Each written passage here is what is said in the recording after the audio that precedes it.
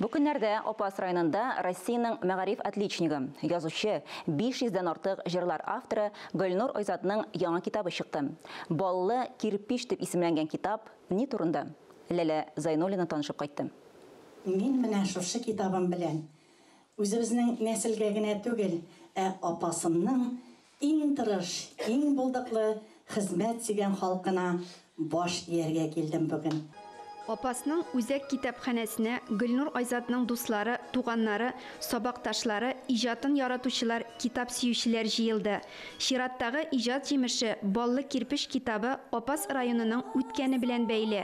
Гөлнур апаның әтисенең бабасы Ибатулланың тормыш юлына багышлана. Китапта сурәтләнгән кайбер вакыйгалар сәхнәләштереп тә күрсәтелде. Шул кирпич миңа сине яраштырды.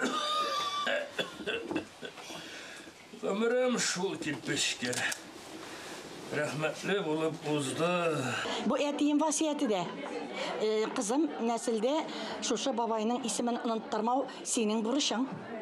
Аны бүтән кеше яза алмаячак. Эзләнеп, бабай турында берәр мәкалә язарсың әле диде. Һәм 3 көннән әтием вафат булды. Мин менә 25 ел әтием белгәнгә, аны күңелемдә йөрттем, материаллар тупладым. Китапны тәкъдим итү бәйрәме матур хатирәләргә бай булды. Кичә Гөлнур Айзат сүзләренә язылган җырлар белән үрелеп барды. Аның хөрмәтенә бик күп җылы сүзләр яңгырады.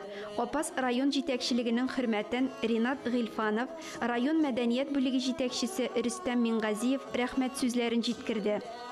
Бу безнең районыбызның тарихын чагылдырган дип уйлыйм. Чөнки күбегез күренеп тора, менә бу видео язмадан да күренде. Бик күп кенә күренекле биналар, хәзер дә алар халыкка хезмәт итәләр. Сезгә бик зур рәхмәт итәсем килә. Барлык райондагы оешмаларга да кергән, шәхси йортларга да кергән менә шушы кырылмаларны сез шушы матур зур китапта чагылдырдыгыз.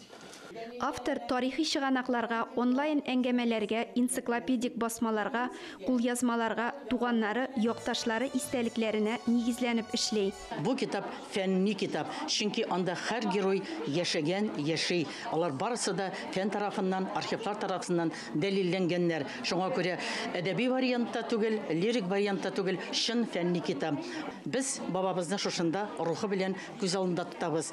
Һәм инде әлбәттә алдагы көннәрдә дә бу китапны балаларга өйрәтеп, нәселдән нәселгә буыннан буынга күчереп барабыз. Китапта урын алган кайбер мәгълүматлар, фотоматериаллар Опас туган якны өйрәнү музееннан алына. Баллы кирпич дип атала, ләкин аның кирпич эшләве, кирпичне төзүе, кирпичтән ниндидер төзелешләр ясау әлбәттә инде баллыгына булмаган, бик ачылып төшүлек вакытларда булгандар.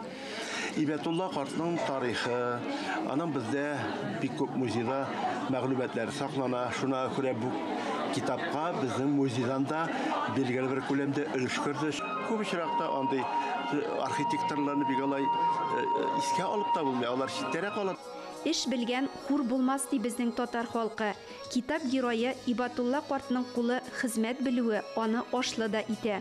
Biz инде күнеккән менә татар ирләре, татар хатыны ниләр күрми дигән әсәрләрдән шундый усалрак, кырысрак татар ирләрен, әмма ләкин Ибатулла безнең күңелләргә менә шушы баллы кирпич аша шундый йомшак күңелле, гаиләне ярата торган, кайгыртучан әти булып, тормыш иптәше булып кирип калды күңелләребезгә. Кичә барышында Ибатулла картка багышлап иҗат ителгән яңа җырда тәкъдим ителде. Бiyek yıllar kırgan altın kullu babamız Kirpişine tutunurga canlı жылы olabız. Бабайлардан мирас булып калган ташлар, алтын көмештән куйган акчалар, кулъязма истәлекләр изге бүләк. Ибатулла бабайның үзе суккан, яндырган, кирпичтән төзелгән хөкүмәт биналары, кибетләр төзелеше ягыннан кабатланмый торган йортлары калган. Алар бүгендә яхшы хәлдә кулланылышта. Әлеге китап ул биналарга мәдхия җырлаучы, туганлык җибләрен, гырыф-гадәтләрне балаларга, оныкларга тапшыручы. Ләлә Зайнуллина, Ирек Хамидуллин, Татарстан яңалыклары өчен Опас районыннан.